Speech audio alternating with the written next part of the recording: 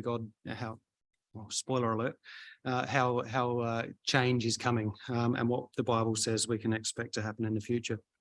To get started, though, we'll start with prayer. So if you please stand.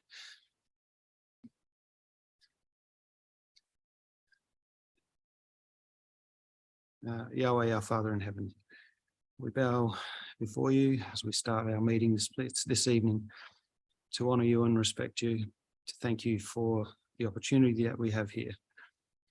We know you created the earth pure and pristine, unadulterated, and now so many thousands of years down the track, we see so many environmental issues where pollution and corruption has entered so many different aspects of what you made pure and wanted to stay pure.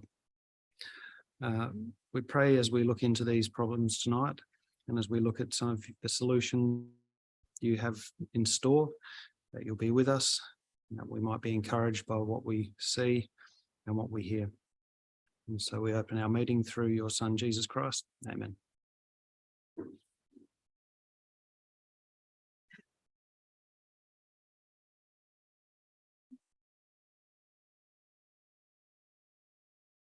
So there's no reading for tonight, but I will just read a couple of verses just to sort of, I guess, just as a reminder and just to set a bit of scene. That Psalm 24 starts off, Yahweh owns the earth and all it contains, the world and all who live in it. For he set its foundations upon the seas and established it upon the ocean currents. Who is allowed to ascend the mountain of Yahweh? Who may go up to his dwelling house? The one whose deeds are blameless and whose motives are pure, who does not lie or make promises with no intention of keeping them. And it's just a good reminder about comparing what life must have been like after creation, when Yahweh had this globe that he'd made and he looked at it and he was pretty happy with what he saw. And compared to the issues that we know, intrinsically we know that are going on nowadays, and that Phil's going to take us into in a bit more detail shortly, so much has changed, and not just also on the corruption of the world, but also the corruption of the people. And the psalm here talks about, you know, the people whose deeds are blameless and whose motives are pure. And so we've got this this dual best practice that that is meant, you know, that God wanted: purity in its creation, and purity in its people, in the people that he made.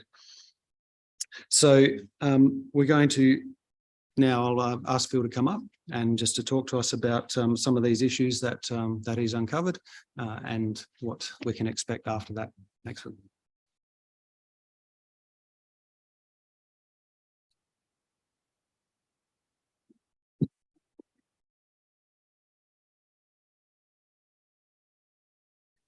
Thanks, Ben, and good evening, everybody. It's lovely to be here. Yeah, this is the subject that I started looking at about 15 years ago, and I just randomly was thinking, right, what's going on in the world? You know, is this relevant? Is it interesting? I had a little bit of an interest, and then I thought, I think that it would be really good to do some extra study on this, and I should give a talk. And that was about 15 years ago. And I've pulled this one out because I was talking to Ben only about a month ago, and said, when we come over, it'd be lovely to see everybody, and, you know, got anything in the diary? And Ben went, yeah, we're looking at, I'm doing the lecture. He said, I'm doing it on the environment. I said, oh, brilliant. I've got some great stuff on that. I'll send it over to you. He said, do you want to do it? So here we are. This is our start. So it is lovely to be together, and hopefully it'll be of interest to you as it was to me. It has also been excellent for me to go back over some of the work that I'd done 15 years ago, and then about 8 years ago, and then about 3 years ago, and now I've looked at it again. And there's a number of things that have just come up, and it was really good to sort of refresh my mind and add, you know, go back over some extra information, read a few more papers. There's a couple of very, very interesting panels of scientists that regularly put out these reports. The Intergovernmental Panel for Climate Change, that's what they're called. They're the big ones, the IPCC. They're the ones that are putting out these big statements of fact about the world as they see it. And they're the ones that it's been really interesting to go back sort of over the 2001 paper, then the 05 and the 8 and the 11. And it was really interesting to see all that. So please come on in.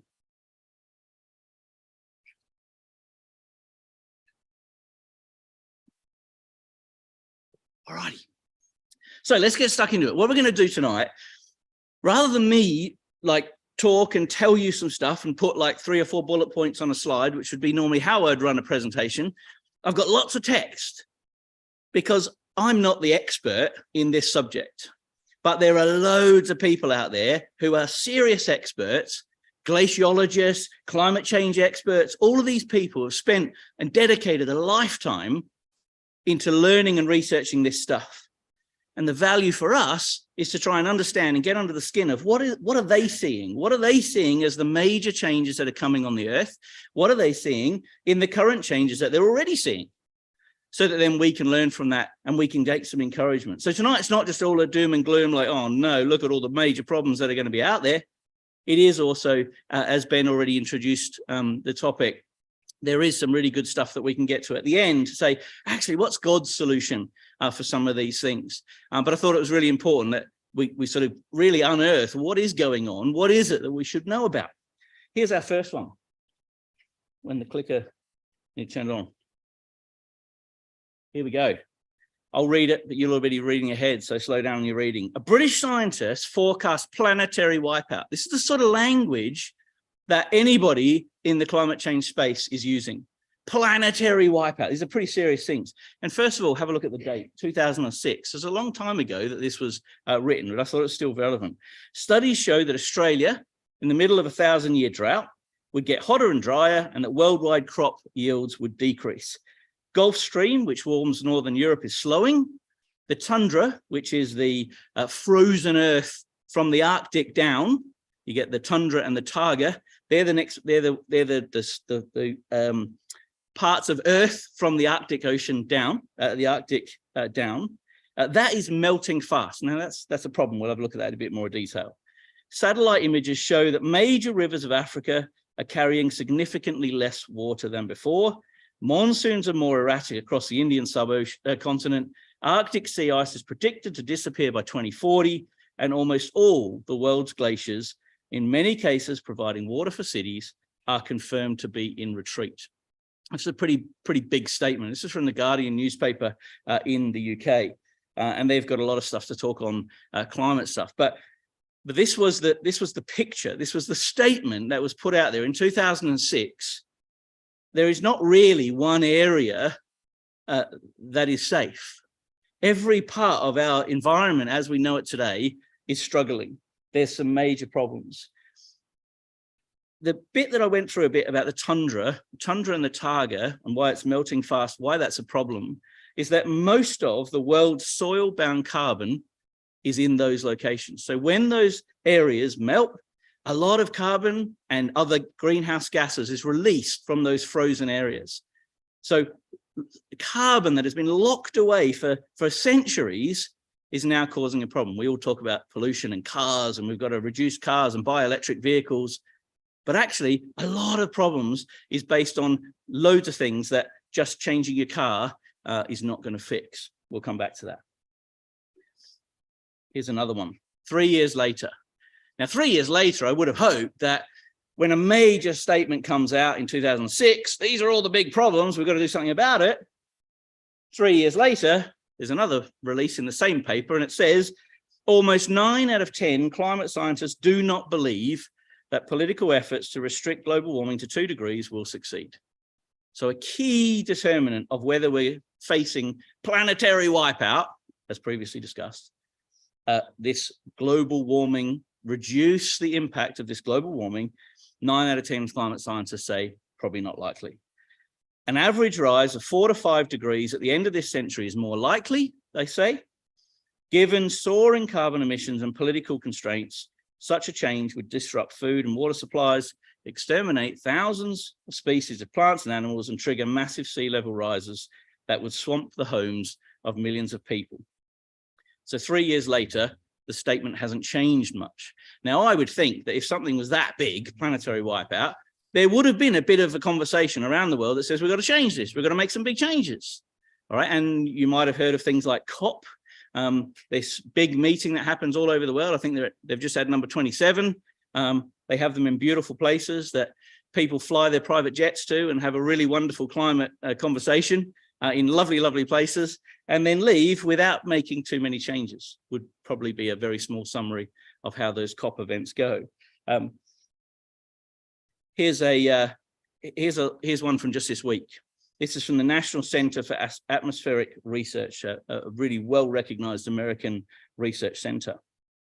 Scientists from around the world serve as part of, and I already called this out, the IPCC, the Intergovernmental Panel on Climate Change. This is sort of the key body with scientists from all over the place coming together to bring their separate expertises to make sure that we've got one agreed statement on these matters all over the world. These guys have got together, and they found that from 1900 to 2020, the world's surface air temperature increased at an average of 1.1 degrees due to burning fossil fuels that releases carbon dioxide and other greenhouse gases into the atmosphere.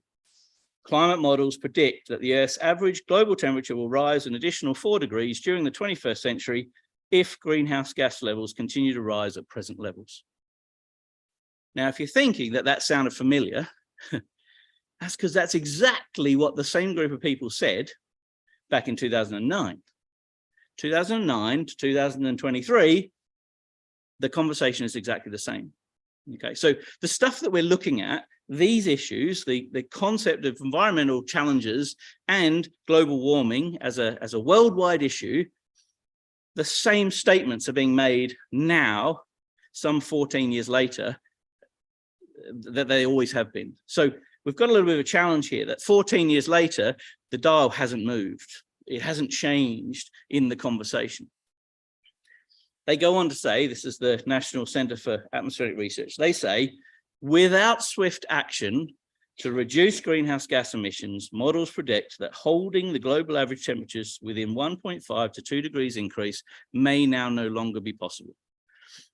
I found loads of information now that kept on saying these words. It now is unlikely. It's probably not possible anymore. This is going to happen. This is we are irreversibly committed to this path. Lots of those types of phrases is what I've read in the last few weeks, month, that I never saw those statements, 5 years ago, 8 years ago, 15 years ago. That's very much the language of these climatologists, is now saying it may not be possible to stop the big problems. And there's a little graph. The numbers are relating. If you can see the graph going up, that's probably enough to say about it. But that 0 point is the average between 1990, it's got it written there, no, 1961 and 1990. So between 1961 and 1990, the average temperature in that period is what they've used as the 0 line. So prior to 1961, you can see the temperature was a lot cooler. And then since 1990, and you can see where the arrow is there at about 1980, in fact, from 1980, it's gone through the roof. So the challenges that we're talking about haven't really necessarily been a problem prior to 1960. This really is a problem that's really kicked in from now. Now, the big problem started probably the Industrial Revolution.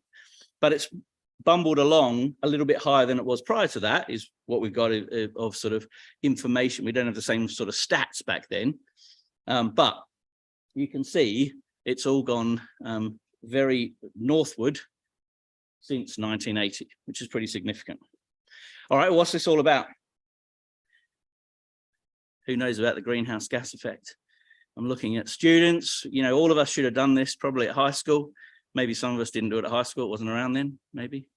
But it has always been there. So the greenhouse effect, right? This used to be like a big buzzword, wasn't it? In the 90s, it was all about the hole in the ozone layer across Australia. Really big concern, slip, slop, slap. You got to wear your sunscreen because there's a big hole in the ozone. The greenhouse effect is bad. No, the greenhouse effect is good. We need a greenhouse effect. What we don't need is a hole in that layer of gases, which is causing us a problem. So let's quickly have a look at it, right? On the left, you can see that blue sort of arc. I've got a little button here. No, I don't. Yes, I do. Here we go, this blue arc.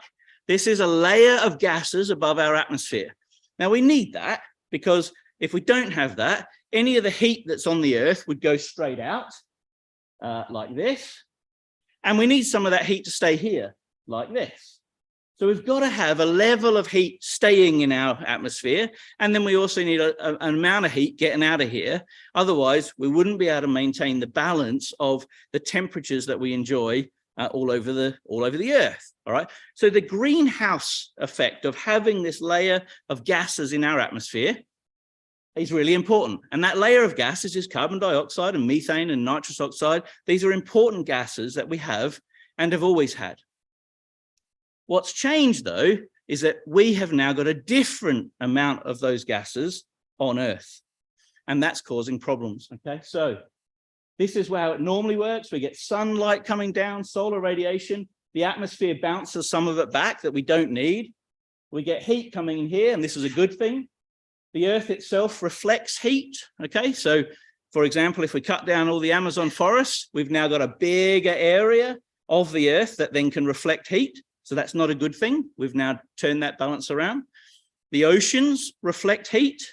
So if we've got more water or warmer water, it will reflect more heat. So that's not a good thing. But we do need to get rid of some heat. Because of our clouds and things that are in our atmosphere, some things come back down. And this is okay. This is a normal process. Since 1960, we've noticed more of this. This here is what we in Australia know about as the hole in the ozone layer. Tell this story to people in the UK, and they go out all day in summer without sunscreen, and it's not a problem. All right, they get a bit burnt, maybe a little pink. It's okay. Here, what is it? 20 minutes, and we're all like, ah, no, the world's going to end, because we get burnt really quickly, and it's all because, unfortunately, where the main problem is in the atmosphere happens to be over Australia and Antarctica. Antarctica is also a large problem as to where the ozone layer is problem. So what that means is then, because we've added, the Earth has added from pollution on the Earth, an increased amount of carbon dioxide and other greenhouse gases, they are blocking up or creating a thicker layer than what we've had in the past. Okay. And that then means is that the heat is not able to be radiated straight out through the atmosphere. It comes back and is warming our planet. And that fundamentally is why we have global warming. Everyone talks about CO2 emissions, and these are the problems because this bit is all too thick. And we've got to reduce that so that then that heat can still radiate out and then reduce the average temperature on our planet. Now, I see you're all still looking at me, so that means I don't think I lost many of you. So I think you've done really well. No, a few I lost. Yeah, they're all nodding, going, yeah, not me, you lost me. So hopefully a bit more of that will become a bit more clearer as we go through. But this is sort of high school science. This is the greenhouse gas, the greenhouse effect.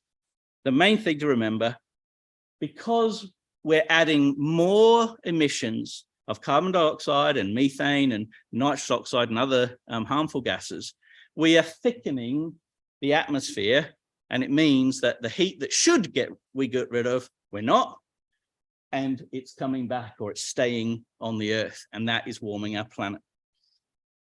What does that mean? Have a look at this.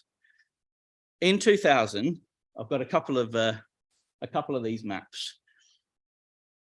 Carbon dioxide emissions come from lots of different things. It comes from any of our industry. It comes from running cattle. There's a lot more cattle grazing. We have an increased consumption of beef on the planet now. We have more cars and industry.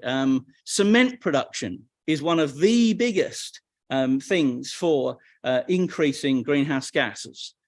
At the moment, everything is made out of concrete and cement. The increase in buildings all over us. We've had a lovely day in Perth and saw all of the extra buildings that have gone up since we were here last time. The production of concrete is one of the biggest contributors worldwide of carbon dioxide. And we can see that because in the year 2000, you can see the scale down the left-hand side. We've got a couple of nations that have a contribution of over 15 tons per person. Now, remember, it's tons per person, which means that a country like Australia, where we've got a lot of activity going on, but not many people, comparatively to other parts in the world, means that probably we're going to have a higher contribution of carbon dioxide per person because we've got less people, all right? In another country that has lots and lots of people, they might have a smaller contribution per person, but actually the amount of pollution or the amount of carbon dioxide that they emit would still be high. But you can see that the point of this really more is about the comparison of the maps. Have a look at this. So we've got in the big colors, you've got America. Don't worry about Alaska, that's just part of America. There's America, we've got Australia. There might be a dot or two in here. And then we've got Norway, three major countries that have been in oil refinery for many, many, many years, right? So early mass production of oil refineries and those things, here's our main contributors in the big scheme. Look at this, here's China. China's just 1 to 3 annual tons per person, relatively small. India, relatively small, 1 to 3, not really moving much. Big chunks of South America, not really contributing much by way of emissions. Other big countries, Canada and Russia, other two big petrochemical and building, 7 to 15 on the higher end. Let's jump forward 9 years. They've added another scale. That's probably the first thing to note. So the aim is to reduce carbon dioxide emissions. We've had to add another scale because there is so much more emissions in that 9 years. Now we've got the whole of Canada joining in at the top as one of the highest emitters. Australia continues to streak ahead. Well done. We're doing well in that regard.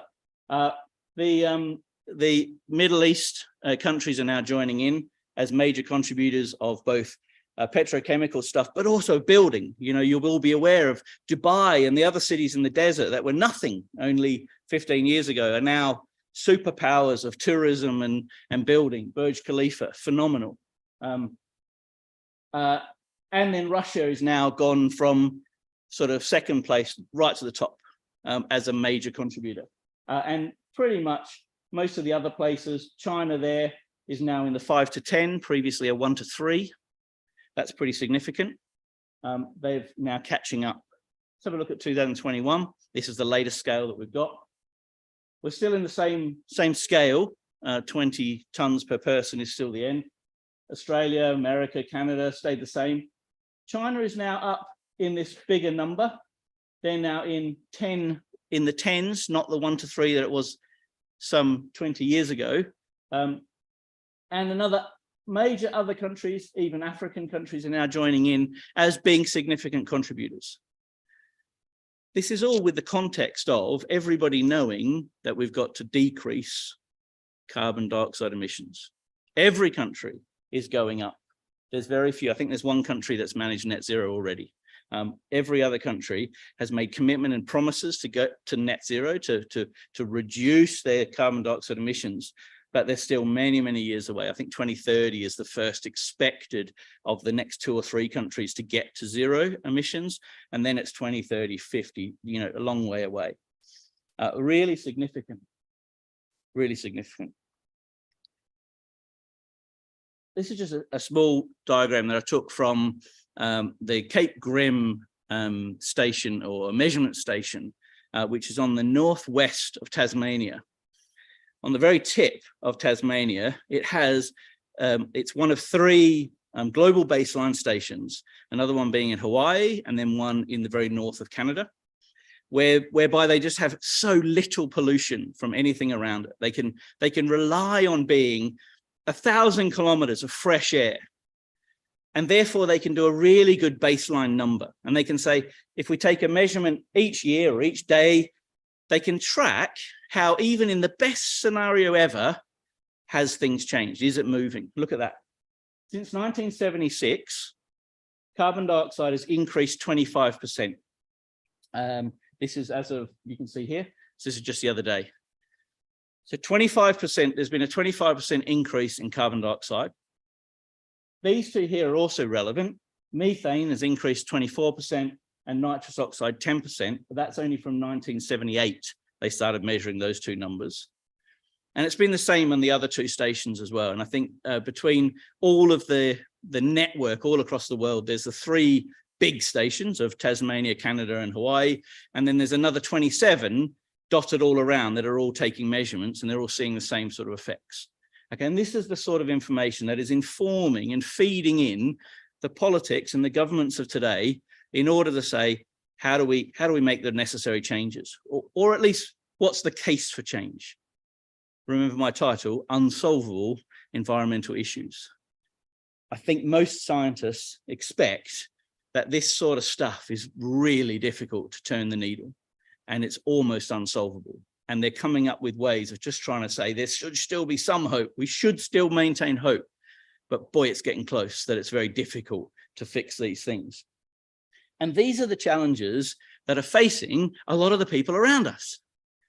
These are the things that could be keeping some of your work colleagues and friends awake at night. What am I going to do with these issues? But how do I make sure that my kids still have a great place to grow up in the next 10, 20, 30, 50 years? The earth is really suffering.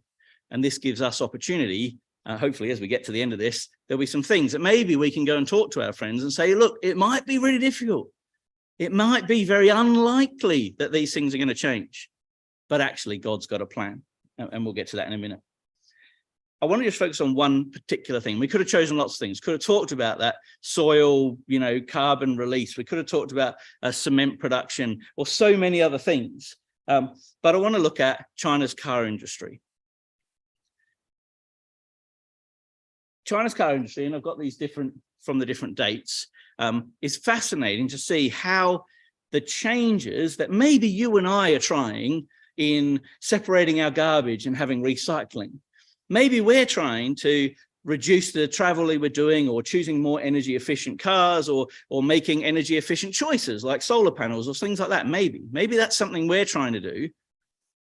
But what we're trying to do individually, when you map that out to a global scale, there's other countries around us who are nowhere near what we're trying to do. Sarah and I had the opportunity to go to Egypt last year.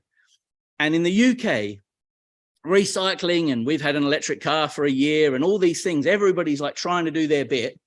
We got to Egypt. Wow. The place is just filthy with pollution, plastic everywhere, in the UK, and I think it's happening here. Everything's bamboo spoons for ice cream, which I can't do.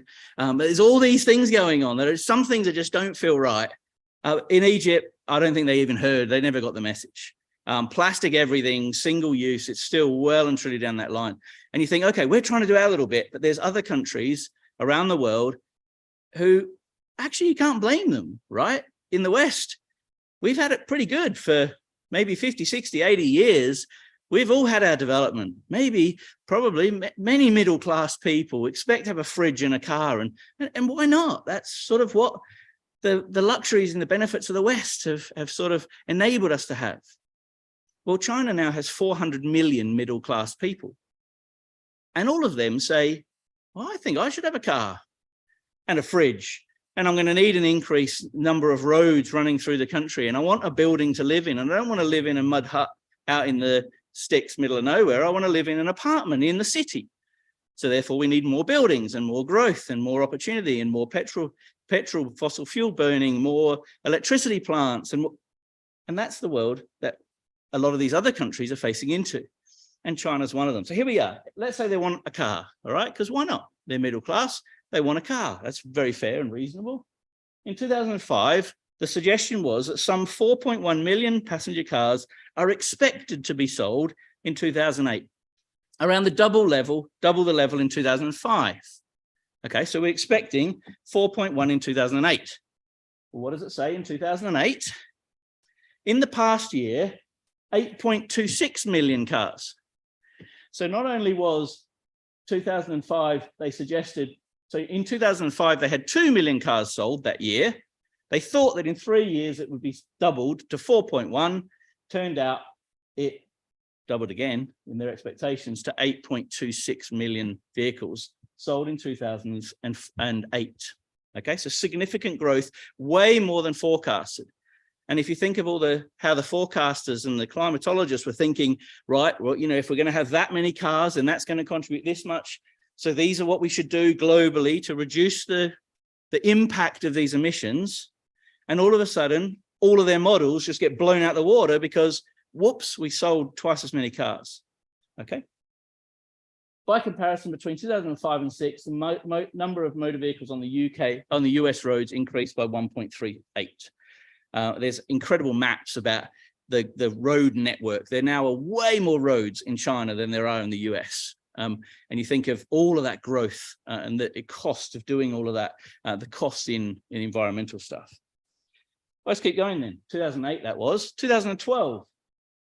During 2011, sales grew 2.5 to 18.5 million cars. All right, and that, if you missed it. So in 2008, we had 8.26. And now, 4 years after that, we're at 18.5 million cars, surging 25% in 2010. In 2012, it's expected to grow by 5%. Many think that you're probably going to need 30 million by the year 2020. Well, in 2023, just the other day, China Association of Automobile Manufacturers recently predicted that in 2023, it's going to rise and we're going to need 27.6. So at least the modeling has been okay. There's just been one little problem, though, in the last couple of years. They didn't sell any cars, okay? COVID came along, everything stopped. Do you know what? Emissions went to net zero pretty much all over the world for the last couple of years. Today, those emissions are now worse already. We're already worse than what it was in 2019. So the last 2 years of everybody like stop production, stop driving anywhere, stop doing anything, those pollution levels, contribution of CO2, are now already way past what it was in 2019. So we've just picked right up where we left off. Because everyone went, oh, it's been a tough couple of years. That's it. I'm buying my air conditioner and that new car and they've caught up and well and truly caught up. I thought you'd like this. This was a photograph taken in 1991. I've been to this junction. I wasn't there in 1991, but I've been to this junction. These are not my photos. I wish they were.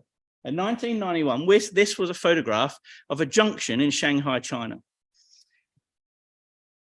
This is what it was in 2007, the same junction, which I found quite amazing. The road systems all changed completely, but you can still see there's loads of bikes and stuff. There's lots of two-wheelers around. There's lots of motorbikes, but there's also a massive increase in cars. So things have moved on significantly, as you would expect, Interestingly, in Shanghai, they have invested incredibly in making sure that people buy electric cars. They have really gone to town in the last year on trying to turn the dial and really make sure that people can't afford to buy petrol or diesel vehicles and that they will go for electric as a focus. In fact, it costs $21,000 Aussie dollars to get a license, to get a number plate for a diesel or petrol car in Shanghai today, and you go in a lottery. So you might buy your car, but then you won't get a rego plate because you go in a lottery and they're only releasing so many. If you buy an electric car, 100% of people get it and it's free. So they're really encouraging it through financial measures, really encouraging that movement to electric only. I mean, you still have to have all the electricity and, you know, all the power plants powering the electric. So there's still a little bit of way to go to get it to net zero, but it's quite incredible what they are trying to do already. So China is reducing its need for oil, but of course, infrastructure building, all the roads and the concrete and everything else that goes with it is still increasing. Well, I mentioned that an increase in CO2 emissions is a problem, and so is the other greenhouse gases. But it's also leading to problems with sea levels too. This global warming, all of the increase in gases is leading to global warming. The warming is causing problems for our seas. Here's just a little picture of some of the areas, some of the different parts of our sea sort of atmosphere. You can have a look for a second.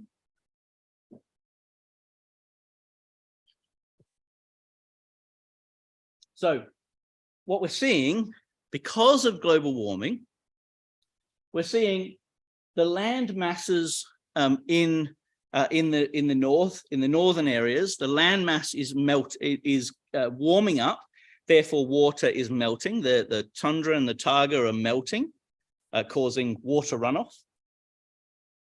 Snow is not coming down as much because snow only generates within a very small band of weather conditions, and that's not happening as much because the Earth is warmer.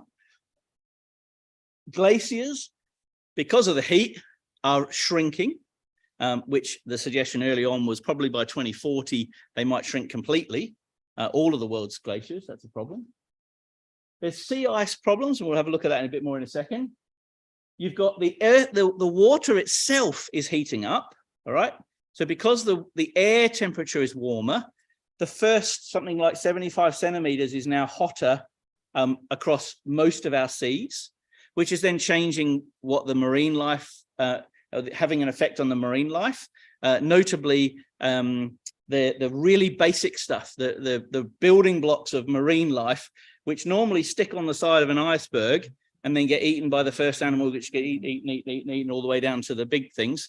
That is now not growing because the temperature is wrong for it to grow on the icebergs. And that's affecting then all the way to something that you wouldn't normally think, you know, I don't know, a big shark is now being affected because of the reduced food supply all the way down the line. Sea levels are rising, which we covered. That was a little bit of a problem. We'll come back to that.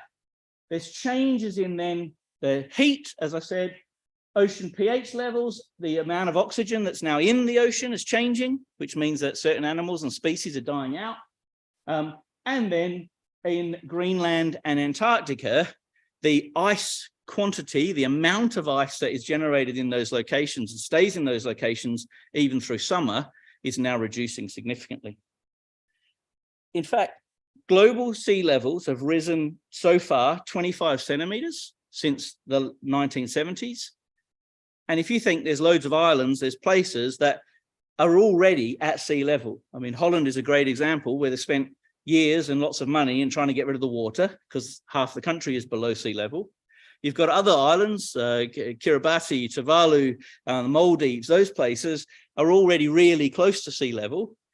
And okay, maybe the sea level won't rise so that it comes over the banks and ruins the resorts, but it will get into their inland fresh water supplies, and therefore they won't be inhabitable anyway.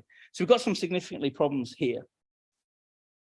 Interestingly, that as the ocean warms, it has two effects. The volume of the ocean increases because warm water expands, so that's how it rises. And then secondly, as the air temperature is hotter, then the icebergs melt. So that's adding more fresh water into the ocean. So therefore the oceans are rising because of those two reasons.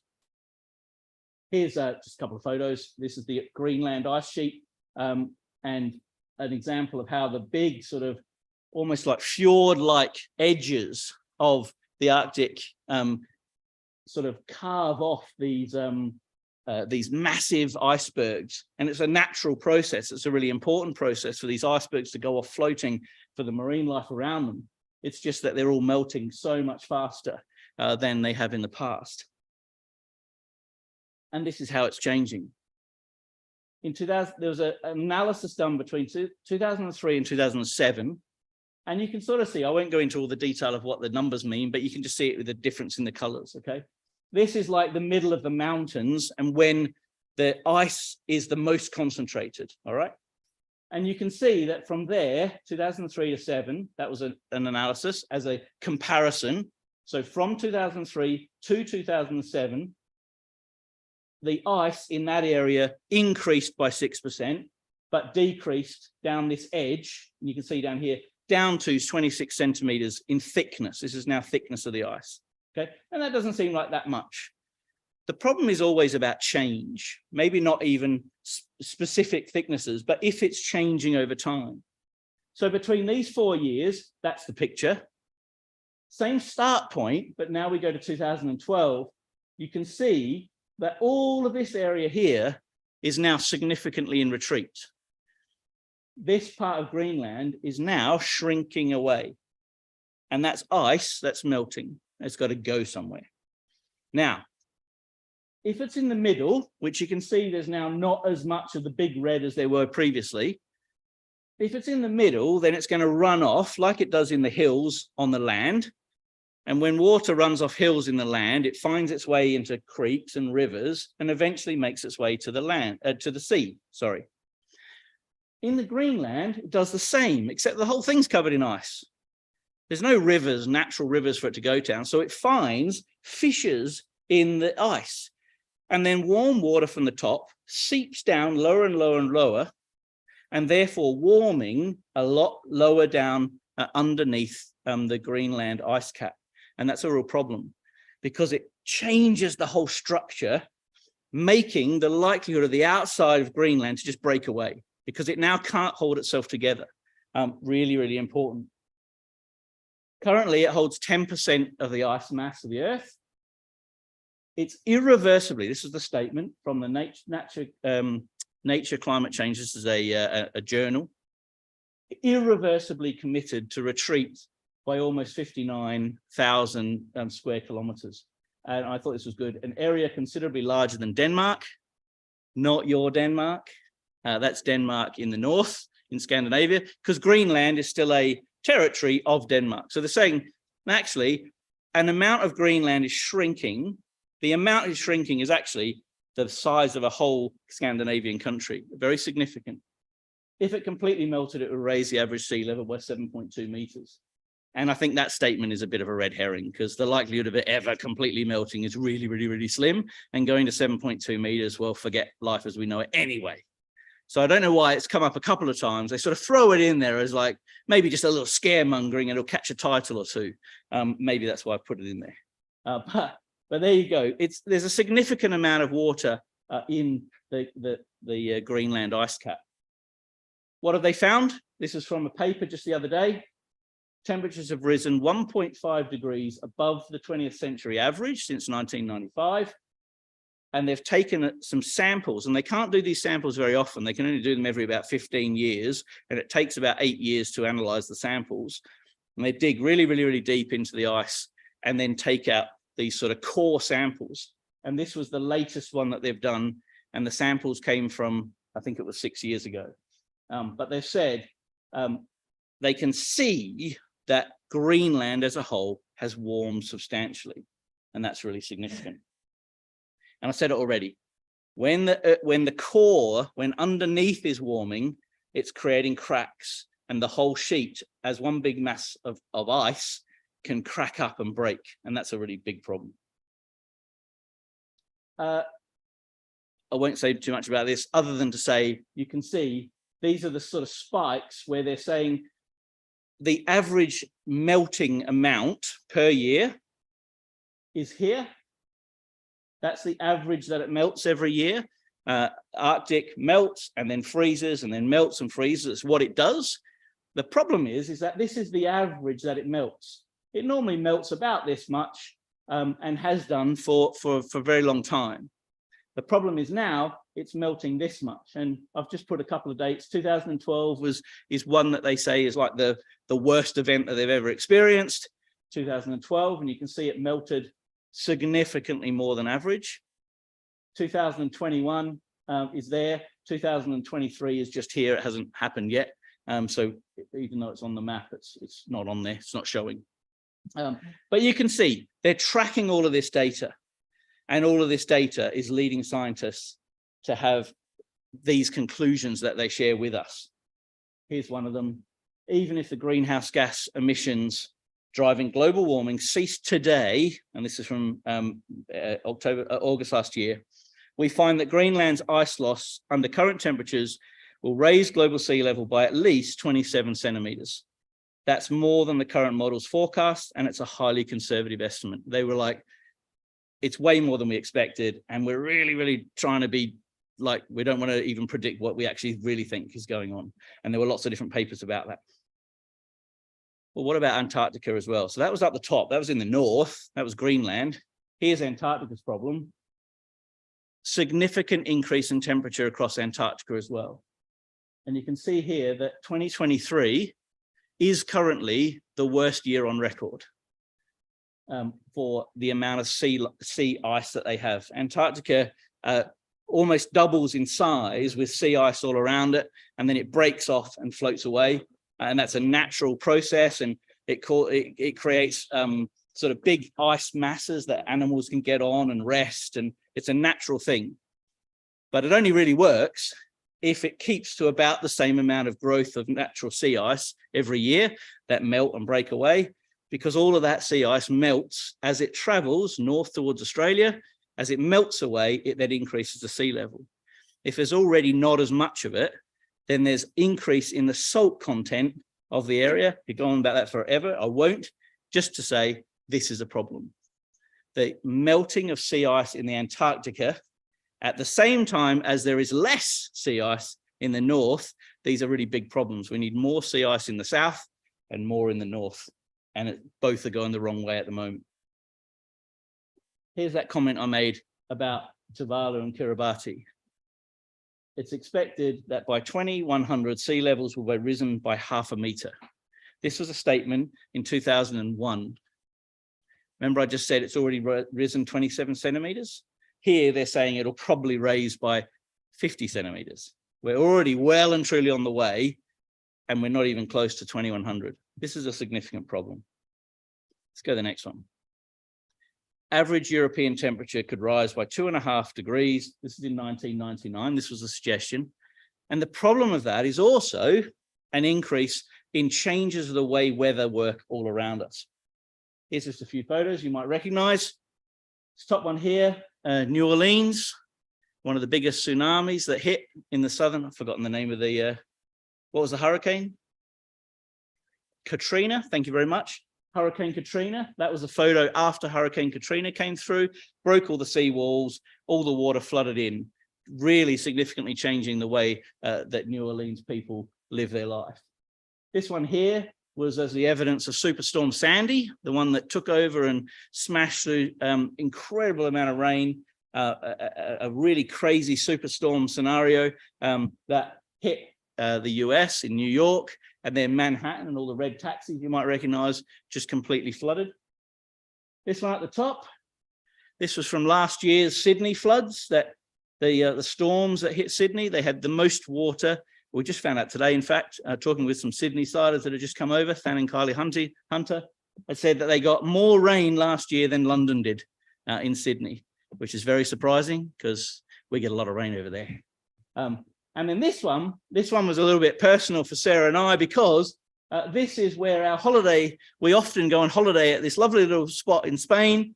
And for the last couple of years, the water is just rushing through, crazy amounts of flooding coming off of snow-covered mountains in southern Spain, washing right through. Poor man management. The rivers are overflowing and just washing through. There's a swimming pool just finding its way down the main street. Unbelievable. Significant problems are happening all over the world in lots of different places. So we're not here all night. I'll just flick through a couple more. There's also an increase in diseases. And this is a real problem because as the temperature heats up, certain animals and diseases can move. There's diseases that were never found in countries of Africa, like malaria. I've got it here. They never had malaria in Kenya's highlands in the past, but because of the change in the weather, because of global warming, malarial mosquitoes are now able to freely move further than they ever have before. There's some small birds in the highlands of a South American mountain range that have now died out because a tick that previously couldn't get up the mountain high enough, and where these birds lived, this tick has now got in there and it eats out their eyes. It's a terrible situation, but now they're all dying out because this shouldn't happen. They should have stayed in there, lower down the mountain. There's any information about malaria. I'll leave it at that. Here's one from recent. Tropical birds are moving to higher elevations because of climate change. Evidence from temperate areas such as North America and Europe shows that many animal and plant species are adapting by migrating northward breeding earlier or flowering earlier in response to rising temperatures. So things are changing. Even the plant and animal life around us is having to adapt to the changing of the temperature. It's a really big deal. And this one, mountain plants are moving upslope to cooler elevations, and they've moved up to a super fast 112 meters per decade. So mountain plants take a little while to move, as you can see. Well, what is the response then from the world around us, right? This was a survey that was done in 2009, and the statement was, our world faces unprecedented challenges ranging from conflict and mass displacement to climate change, migration, global financial crisis. We have a collective responsibility, to make our world a better place. And I think that would be fair. That would be how everyone feels. We do have a collective responsibility. We all should do our bit to make a difference. That's definitely honorable and the right thing to be all feeling. And we should do what we can. I found this fascinating, though, from Tony Blair in 2007, a while ago now, but I thought it was still relevant. You don't have to be an expert to realize that sustainable development is going to become the greatest challenge we face this century. The 6 warmest years of the 12th century occurred in the last decade and have subsequently been even warmer. Okay, so even this is not as relevant. 25% of the world's land area is affected by soil erosion and other land degradation. Snow and ice cover is estimated to have decreased by 10%. Since 1980, 10% of the forests in the developing world have been lost. 27% of the world's coral reefs have already been lost. We've seen that up in the Great Barrier Reef. The process is accelerating for some parts of the world, particularly in poorer parts. The effects will be catastrophic. And that was actually the original title that I think was in your program. This is about the catastrophic events that are hitting our world. That was from 2007. And I don't think, based on the earlier one, it's changed much. Nobody has said, fortunately, we've done all these major changes and every country is recycling, and therefore we've really turned the dial. I did not find that anywhere. And that's significant, because in 2007, major world leaders sitting around a table said, we've got to make these changes. And the world around us is not making those changes. I found this brilliant. This was a website that I went to, and the website was called the World Problems and Solutions Magazine. It was brilliant. I looked at it for a couple of years. I found there were some really interesting articles. I went back to it to find out what else they'd written. And this was what popped up on the screen. This link contains no articles or information at this time. I just found that sort of ironic that they're trying to find out the solutions and they couldn't. I actually went there just the other day to check what was else on there, and the website's now closed down. But I thought it was funny from about 5 years ago. Well, the Bible predicted this. And that's really, I guess, the important bit, because all of these things seem to be issues only in the last little while. It seems to be that we've only been talking about these types of challenges in the last 10, 15, 20 years. And yet the Bible predicted this. God knew that there would be problems on the earth. Have a look, read of this in Luke 21. There will be signs in the sun and the moon and stars, and upon the earth distress of nation with perplexity, the sea and waves roaring, men's hearts failing them for fear and for looking after those things that are coming on the earth, for the powers of heaven shall be shaken. The political might of this day doesn't have an answer, and people are worried. People are scared and anxious about, well, what do all these things mean to me? I'm trying to do my bit, but I just can't see that the world around me is changing fast enough and it's going to be okay for the next generation. People are worried. Well, what's God's response? Because there is a day coming that all of this stuff, all of this anxiety won't matter at all. It's not important. All of what we've seen, we can sort of look past it. We don't have to be anxious about all of that stuff that I've just talked about, because God says there'll be no more thence an infant of days, nor an old man that has not filled his days. The child will die at 100 years old. There's not going to be a worry about pollution and people's lives being cut short, children suffering through difficult situations. In the future, they'll build houses and inhabit them. They'll plant vineyards and eat the fruit of them. They shall not build another inhabit, and they shall not plant another eat. There's a lovely future that God has predicted. And those that wait on the Lord will renew their strength. They shall mount up with wings as eagles. They shall run and not be weary. They shall walk and not be faint. The challenges that we see in the world around us are fleeting and they're passing. God has a better plan for us. And that is, the earth will be filled with the knowledge of the glory of the Lord as the waters cover the sea. And Isaiah 45, I love, says this, and it sort of touches on Ben's introduction, really. For thus saith the Lord that created the heavens. Like he created them. There was a purpose behind that. He didn't want it destroyed, as we have seen. God himself that formed the earth and made it. He hath established it. He created it not in vain. He formed it to be inhabited.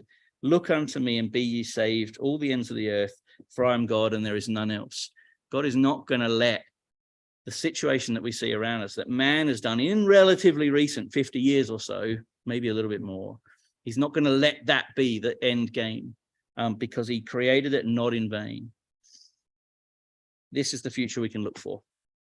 Behold, the days come, saith the Lord, that the plowman will overtake the reaper, the treader of grapes him that sows seed. The mountains shall drop sweet wine, and all the hills shall melt. He'll bring again the captivity of the people of Israel. They'll build waste cities and inhabit them. They'll plant vineyards and drink the wine thereof. They'll make gardens and eat the fruit of them. I'll plant them upon their land, and they shall no more be pulled up out of the land which I've given them, saith the Lord thy God. There is a future. It's beautiful. It looks beautiful, and it will be filled with people that want to serve God. God has a plan and purpose with his people, with Israel in particular, but also with us. We can be aligned to that, can't we? Well, the question then is, what are we going to do about it? Here's our response, or could be our response. By faith, Noah, being warned of God of things not seen as yet, moved with fear, prepared an ark to the saving of his house, by the which he condemned the world and became heir to the righteousness which is by faith. So we don't have to get worried about all the stuff that's happening around us, do we? There is better, and we can focus our time and energy on our scriptures and get ready about the future. Because in that day, many will say, come ye, let us go up to the mountain of the Lord, to the house of God of Jacob. He will teach us of his ways. We will walk in his paths. For out of Zion shall go forth the law and the word of the Lord for Jerusalem. So God hasn't forgotten about us. When we look at what's going on in the environment and the challenges that we see, I think they are unsolvable environmental issues for man, but definitely not for God. And he hasn't forgotten us. He created this earth not in vain, and there's a wonderful future to look forward to. Let's not get too anxious. All of the stuff that we've seen is what the people around us are getting worried about. We don't have to. We should know about them, because then we can relate to the people around us. We can go and talk to our colleagues and say, what's going on in the world? It's crazy.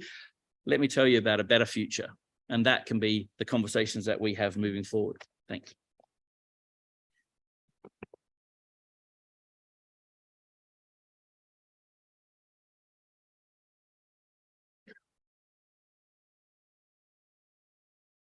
Thanks, Phil. I think for me, I remember the cane toads and the introduction of the cane toads into Australia, because it was to solve this bug problem. And I think from I don't follow this particular industry, the environmental side of things particularly well, but it all seems to be like the cane toad problem. Every solution then becomes another problem in itself. And over again, you're just seeing this thing of we all need to go to batteries and we all need to go electric. Well, how are we going to generate the electricity? And what about the incredible mining that's occurring and the suffering that's occurring because of the mining for lithium? And where are we going to dispose of all these batteries that are going to flood the Western countries? It just seems like every solution has another range of problems that are presented. So yeah, it'd be interesting to see how things track over the coming years, and at least we can sit and watch it and be saddened by it, because it's not fun to see some of this damage that's going on, but we don't need to worry about it because we know that something better is coming. Okay, if you stand, we will close with prayer.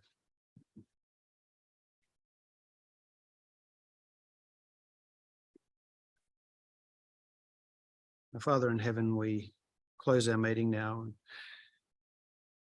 being enlightened and reminded of the issues that our world is dealing with, particularly us in Western countries. Many of these problems seem unsolvable and on such a huge scale that commencing and seeing through any sort of realistic change seems incredibly unlikely. But we know that you are the creator. And like we saw in that Isaiah quote, you didn't create the earth for it to destroy itself. And we know that the depths of the earth are in your hands. The sea is yours. You made it. You are the creator and designer of everything that we see, and you have a plan to see things through. We're grateful that we are aware of this hope. We pray that you'll continue to keep us strong through the other pressures and tribulations that we see from day to day and we experience through our belief and trust in you. And we look forward to that time when your Son returns to change things. And it's through him now that we offer our prayer. Amen.